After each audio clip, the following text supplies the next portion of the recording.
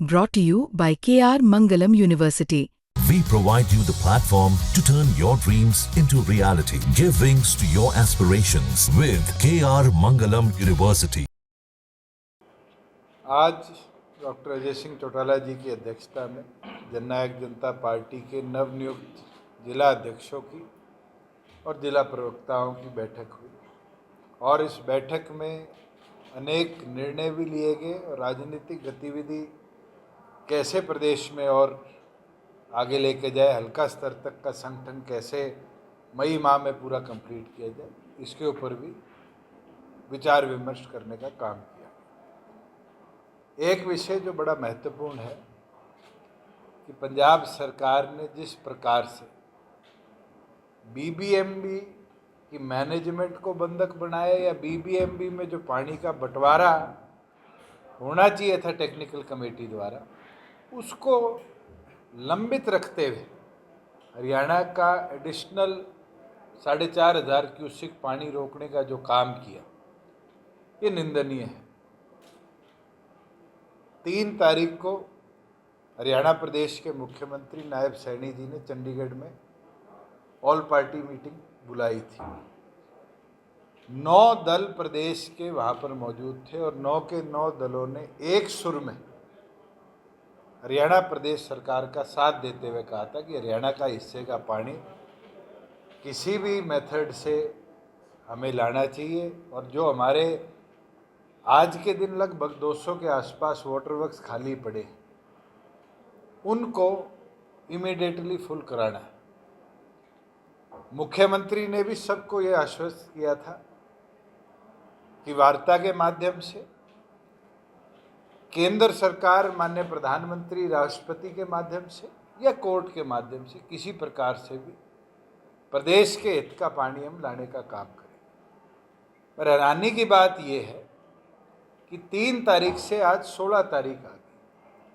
14 दिनों में ना तो माननीय मुख्यमंत्री ने देश के पावर मिनिस्टर जो कि बीबीएमबी के इंचार्ज हैं, मालिक हैं, उनसे बात करी,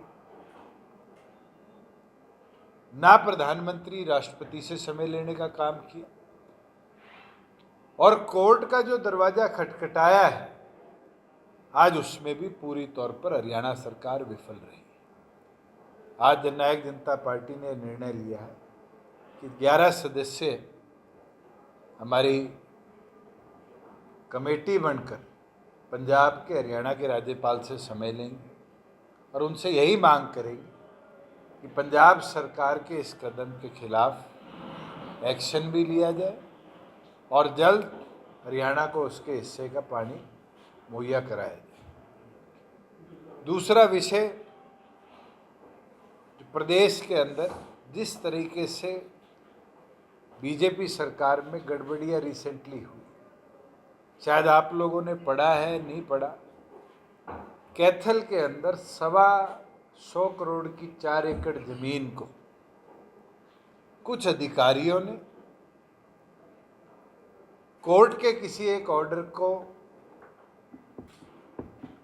साथ लेते 12.5 करोड़ में बेचने का काम किया 2 प्राइवेट बिल्डरों को और इसके विरुद्ध जननायक जनता पार्टी के साथियों ने जिले के डिप्टी कमिश्नर के माध्यम से एक ज्ञापन दिया था और जब वो ज्ञापन इंक्वायरी और कैंसिलेशन ऑफ ऑक्शन का था तो हड़बड़ाहट में, क्योंकि मुख्यमंत्री की खुद की लोकसभा रही है कुरुक्षेत्र, आधी रात को सब रजिस्ट्रार कॉरपोरेट सोसाइटी करनाल ने उस ऑक्शन को नल एंड वॉइड डिक्लेयर कर दिया। नल एंड वॉइड तो डिक्लेयर कर करोड़ों की एक जमीन को बचाने का काम किया, मगर दूसरे ओर पर जो लोग इस पूरे स्कैम में इन्वॉल्व थे, जिनने 125 करोड़ की जमीन 12.5 करोड़ में बेचने का काम किया, उनके खिलाफ इंक्वायरी आज तक नहीं मुख्यमंत्री ने कराई। पार्टी की ओर से हम ये मांग भी करते हैं कि मुख्यमंत्री रिटायर्ड हाईकोर्ट के जज द्वारा इस पूरे लैंड स्कैम की इंक्वायरी कराए। इसमें अगर कोई पॉलिटिकल व्यक्ति, कोई अधिकारी इन्वॉल्व है तो सख्त से सख्त कार्रवाई उनके विरुद्ध होनी चाहिए, क्योंकि वो ज़मीन जो 4 एकड़ थी वो डीसी ऑफिस के रिटायर्ड एम्प्लॉयज़ को उस समय आशियाना बनाने के लिए 1990 के दशक में अलॉट हुई, और उस ज़मीन को करंट गवर्नमेंट ने अपने फ़ायदे के लिए इतने सस्ते दाम में ऑक्शन करने का काम किया। जिन लोगों ने उस समय सोसाइटी में पैसे भरे थे, अगर वो 125 करोड़ की बिकती तो आज करोड़ों रुपया उनके परिवार को मिलते जिनका निधन हो चुका। मगर इन लोगों ने बंदरबाट करने के लिए चंडीगढ़ के किसी एक अखबार में उस ऑक्शन को डाला, और शायद हरियाणा की हिस्ट्री का पहला ऑक्शन होगा जो ऑनलाइन के साथ साथ फिजिकल डाला गया, कि जब कोई व्यक्ति फिजिकली उस ऑक्शन के लिए पेपर डालने आए उस पर दबाव बनाया जाए और उस दबाव के अंदर कहीं ना कहीं अपने लोगों को फ़ायदा पहुँचाए। इसमें कैथल के कई आला अधिकारी इन्वॉल्व हैं, और हम ये मांग करते हैं कि इसके विरुद्ध सख्त कार्रवाई मुख्यमंत्री करने का काम करें।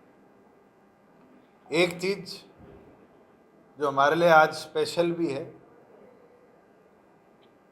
कि आज से हरियाणा प्रदेश जननायक जनता पार्टी का कार्यालय, जहां आज आप बैठे हैं, इस ऑफिस को डॉक्टर अजय सिंह चौटाला जी ने इनॉग्रेट किया है, और अब ये निर्णय लिया गया कि हर माह 5 तारीख और 20 तारीख को रेगुलर इस प्रदेश कार्यालय पर बैठकें भी होंगी, और आने वाले समय में नए साथियों को पार्टी के साथ जोड़ा भी जाएगा। और कई ऐसे साथी आपने रिसेंटली देखा होगा जो लोग शायद चुनाव में किसी बात से दूर हो गए थे, वो घर वापस आ रहे हैं, उनको भी सम्मान के साथ पार्टी में जोड़ा जाएगा। इसके साथ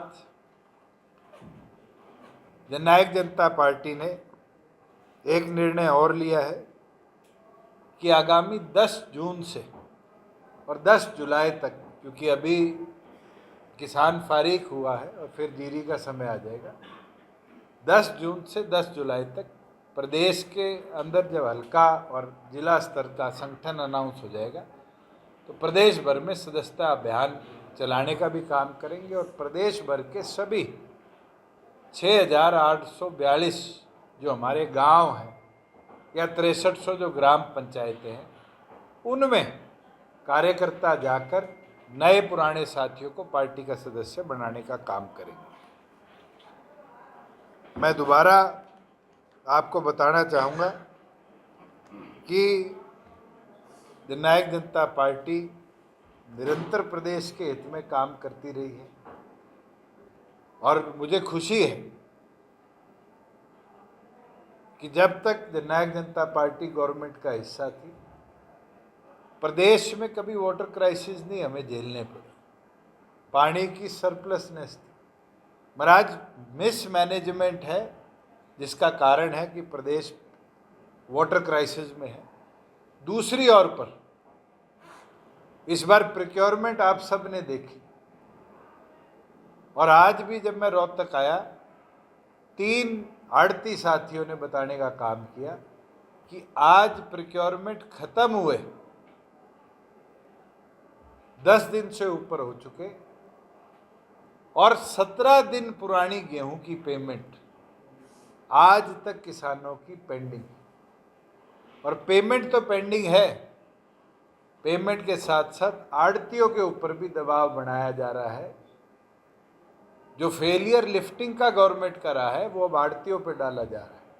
ये दिखता है कि कमेरे किसान को किस तरीके से नई सरकार ने दबाने का भी काम किया है, और मिसमैनेजमेंट के साथ साथ उन लोगों को प्रताड़ित करने का भी काम किया। एक बीजेपी ये बोल रही थी जब गठबंधन हुआ था आपका तो उन्होंने सरकार बनाने के लिए गठबंधन किया था, आपके साथ कोई विचार नहीं?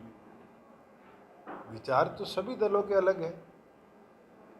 अगर कांग्रेस ने आम आदमी पार्टी के साथ लोकसभा में अलायंस किया तो कहीं ना कहीं केंद्र में सरकार बनाने के लिए किया था, और इसी बीजेपी जो आज हमारे साथ कह रही है, इसने भी तो अलायंस किया था आम आदमी पार्टी। आज किसी दो सोच के दलों का अलायंस होता है तो कई जगह विचार मिलते हैं और कई जगह कॉमन मिनिमम प्रोग्राम के तहत निर्णय लिए जाते हैं।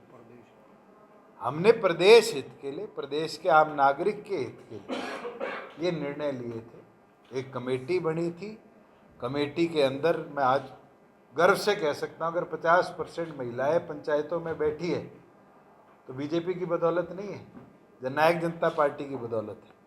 आज 2 दिन में किसान के खाते में पैसा आता है, बीजेपी की बदौलत नहीं है। और तो और आप तो सब बुद्धिजीवी हो, चौधरी देवीलाल की राजनीतिक भूमि रोहतक है।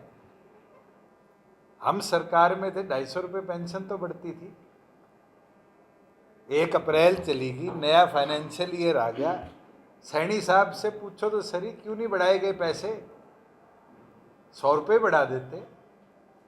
जब वो मुख्यमंत्री बने थे उनने और उससे पूर्व मुख्यमंत्री मनोहर लाल जी ने, दोनों के वर्डिंग्स हैं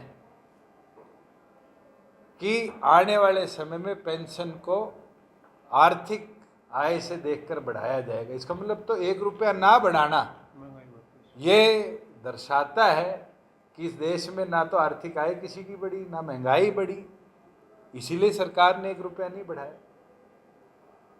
आज हम प्रदेश में बात करते हैं, कितनी ऐसी योजनाएं हैं जो सिर्फ जननायक जनता पार्टी के वादों की वजह से 4.5 साल में हम पूरी कर पाए। और मैं तो आज आपसे पूछ लेता हूँ, आपकी पंचायतों की हालत तो देख के आओ। आप रिकॉर्ड निकाल लो, जब तक हम हिस्सा थे ग्राम पंचायत को प्रति व्यक्ति 2000 रुपया प्रति वर्ष के हिसाब से हमने स्टेट फंड से देने का काम किया। आज जिस गांव को 30 लाख रुपए मिलने चाहिए थे, सैनी साहब उस गांव को 6 लाख रुपए भी अब तक नहीं दे पाए। ये फेलियर है और कॉमन मिनिमम प्रोग्राम की वजह से 4.5 साल हम मिलकर चल पाए। आपको लगता है कि 250 रुपये नहीं बढ़ते अगर आप गठबंधन में नहीं होते? मैं तो 1000 रुपये बढ़वा गया, 250 क्यों? नहीं, हर साल की बात है। तो आज बढ़वा दो। आज तो मैं सरकार में छोड़ो, विधानसभा में भी नहीं हूँ। विपक्ष में इनेलो भी है, विपक्ष में कांग्रेस भी है, निर्दलीय भी है। कोई एक आदमी विधानसभा में पेंशन के लिए बोला हो? अगर इनकी सोच होती तो लड़ाई लड़ते ना। बीजेपी की थी सोच 250 रुपये बढ़ाने की। अगर बीजेपी की सोच होती तो फिर हमारे जाने के बाद भी 250 बढ़ते। दुष्यंत जी, आपने कैपिटल का जो जिक्र किया, आपकी टर्म में आपके पास आबकारी डिपार्टमेंट था, रेवेन्यू डिपार्टमेंट था। खासतौर से कांग्रेस पार्टी हमेशा ये कहती रही कि बहुत बड़ा शराब घोटाला हुआ है, रजिस्ट्री घोटाला हुआ है, उसकी जांच कहाँ तक पहुँची है? मैं तो पहले भी कहता रहा हूँ, विधानसभा के पटल में भी कहा है और आज भी कह देता हूँ, अगर कुछ हुआ होता तो आपको लगता है मुझे छोड़ते?